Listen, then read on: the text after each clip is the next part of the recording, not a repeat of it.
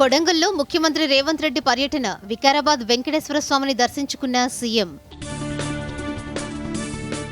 జల విద్యుదుత్పత్తి కోసం హిమాచల్ ప్రదేశ్తో తెలంగాణ కీలక ఒప్పందం. రాష్ట్ర విద్యుత్ అవసరాలు తీర్చడంలో గొప్ప ముందడుగుగా పేర్కొన్న భట్టి విక్రమార్క. భూకంప బాధిత మయన్మార్లో తాత్కాలిక ఆసుపత్రి ఏర్పాటు చేస్తున్న భారత్.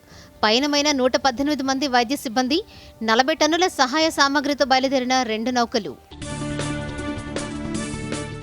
ఆస్తి పన్ను వన్ టైం సెటిల్మెంట్కు భారీ స్పందన. వడ్డీపై 90% రాయితీ ఇస్తున్న ప్రభుత్వం 1000 కోట్లు దాటిన వసూళ్లు రేపు ఎల్లుండి సెలవు దినాల్లోనూ చెల్లించవచ్చని పురపాలక శాఖ స్పష్టీకరణ.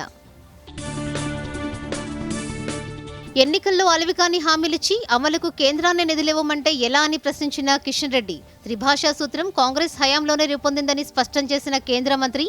డీలిమిటేషన్తో ఏ రాష్ట్రానికి అన్యాయం జరగదని వెల్లడి.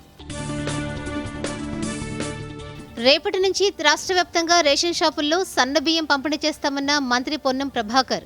ఉగాది నుండి మట్టి పాత్రలను వినియోగించి కులవృత్తులను ప్రోత్సహించాలని పిలుపు. ఛత్తీస్గఢ్ ఎన్కౌంటర్లో మావోయిస్ట్ అగ్రనేత జగదీష్ మృతి. వేరువేరు ఎదురుకాల్పుల్లో 17 మంది నక్సల్స్ హతం. ఆయుధం హింసతో మార్పు రాదని కేంద్ర హోంమంత్రి అమిత్ షా వ్యాఖ్య. మరికాసేపట్లో అహ్మదాబాద్ వేదికగా ముంబై గుజరాత్ మ్యాచ్. తాజా ఐపీఎల్ సీజన్లో ఖాతా తెరవని ఇరు జట్లు.